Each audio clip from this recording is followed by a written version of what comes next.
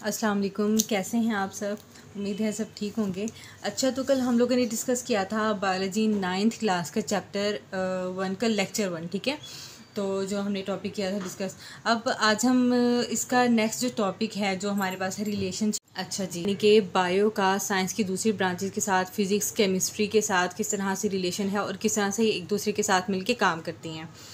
अच्छा, अब जितनी भी ब्रांचेस हैं उनका आपस में रिलेशन होता है, क्योंकि एक ब्रांच जो है वो किसी चीज़ की स्टडी के लिए काफ़ी नहीं होती, कहीं ना कहीं साइंस की दूसरी ब्रांचेस को उसके अंदर हमें अप्लाई करना पड़ता है। ओके, तो जैसे हम अगर बात करते हैं एनिमल्स की, बात कर लेते हैं कि मूवमेंट ऑफ एनिमल्स है, तो उनकी मूवमेंट किस तरह से हो रही है, किस तरह से वो चल रहे हैं। यहाँ पे हम फिज़िक्स का जो लॉ ऑफ मोशन है, जो हमारे पास फिज़िक्स का लॉ है, लॉ ऑफ न्यूटन जो है, तो हम वो इसमें अप्लाई करेंगे, फिर हमें जो है वो इसकी डिटेल सही पता चल जाएगी।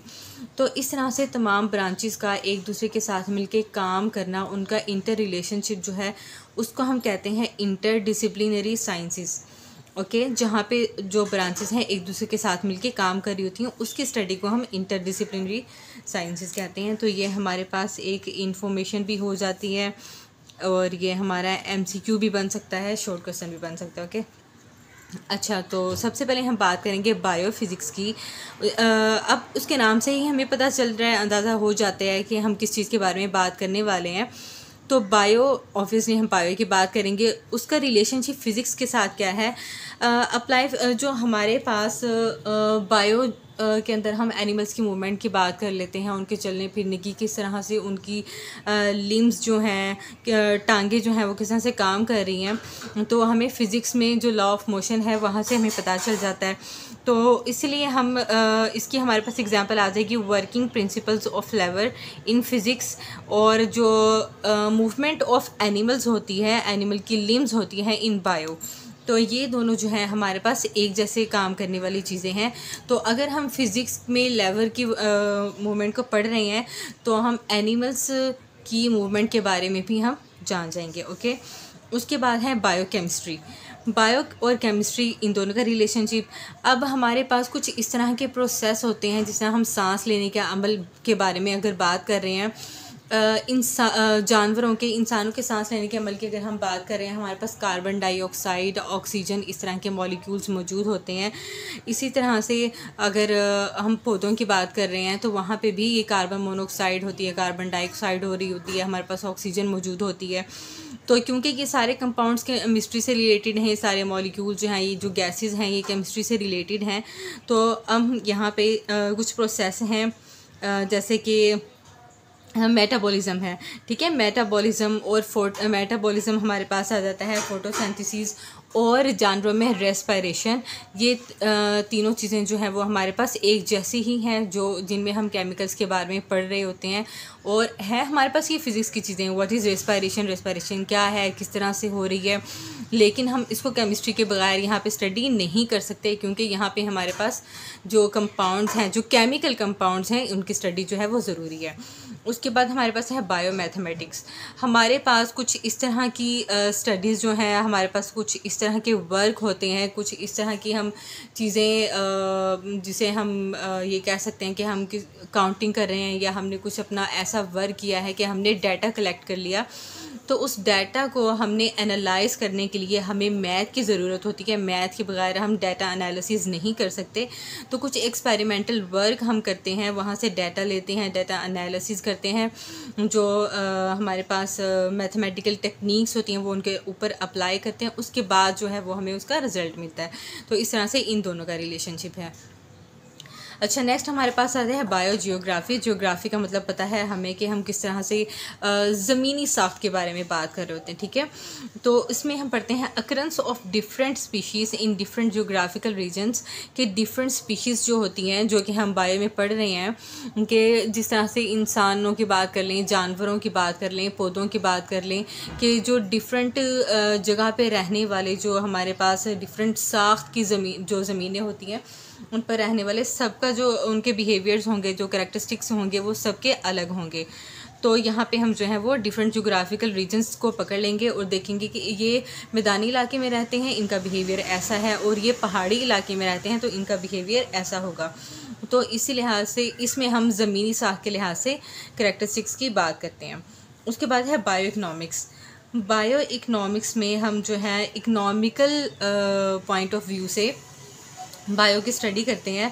मतलब कि अगर हम कह रहे हैं स्टडी ऑफ ऑर्गेनिजम्स जो हैं, इकनॉमिकल पॉइंट ऑफ व्यू से हम बात करते हैं कि अगर हमारे पास इतनी चीज़ है तो सालाना हमारे पास इतने ऑर्गेनिजम्स हैं, या इतने इंसानों की बात कर लें, जानवरों की बात कर लें, कि या किसी वीट की गंदम की हम बात करें कि हमें आज सालाना जो है इतनी गंदम मिली है, इतनी इस्तेमाल की गई है, हमारी कॉस्ट क्या थी, हमें प्रॉफिट कितना मिला, ये सारा जो है वो इकनॉमिकल पॉइंट ऑफ व्यू से हम जो है वो बायो की स्टडी करते हैं। तो हमारे पास ये कुछ थे इसके रिलेशनशिप बायो के, जो हम लोगों ने यहाँ पे पढ़े हैं। हम इसके बाद में इसका रिव्यू भी बाद में कर लेंगे इंशाल्लाह।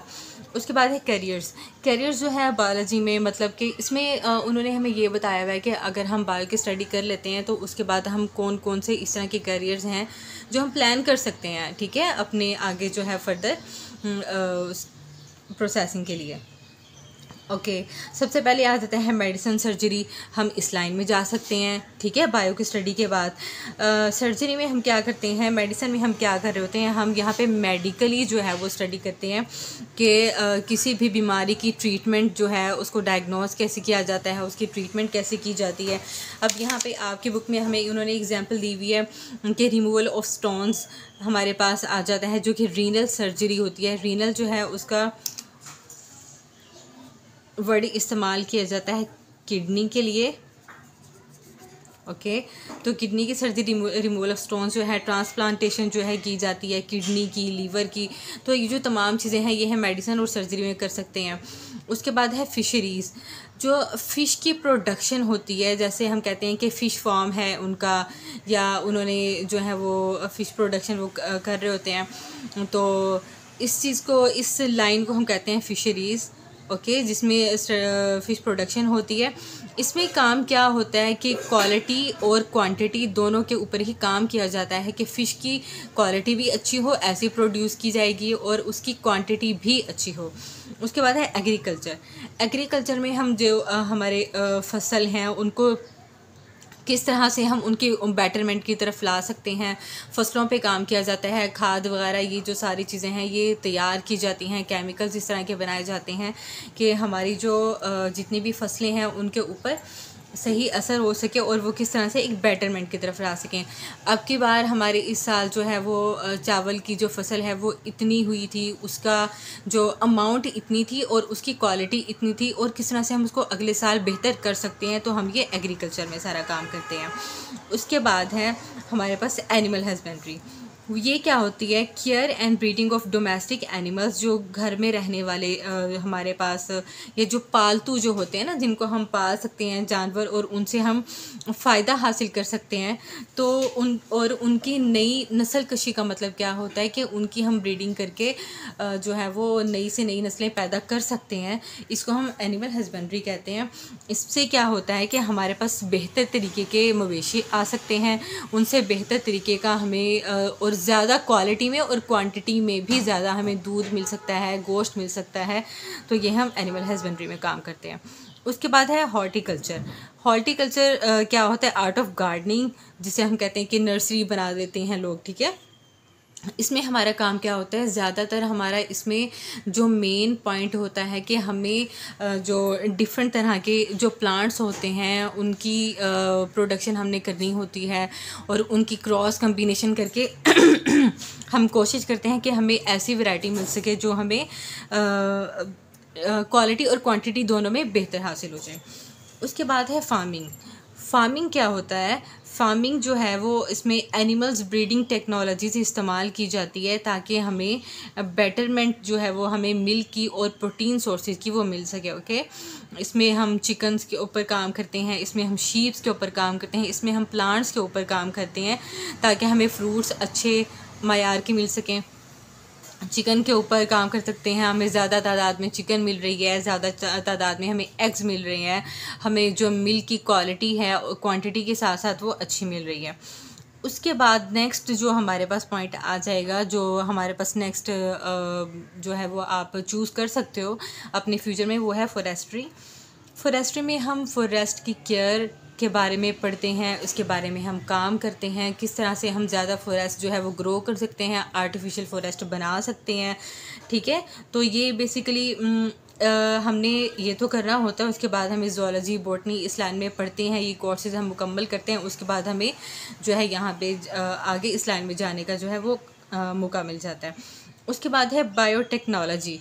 बायोटेक्नोलॉजी क्या होती है, इसके बारे में हमने कल भी थोड़ा सा पढ़ा था कि बायोटेक्नोलॉजी एक ऐसी फील्ड है जहाँ पे हम काम करते हैं यूज़फुल प्रोडक्ट्स की ज़्यादा प्रोडक्शन के लिए। अब वो प्रोडक्शन हम किस तरह कर सकते हैं, by the use of micro organisms. मतलब कि हम दही बना रहे हैं, उसके लिए हम बैक्टीरिया का इस्तेमाल कर रहे हैं। हम ड्रग्स बना रहे हैं, उसके लिए हम मुख्तलिफ़ माइक्रो ऑर्गेनिज़म्स का,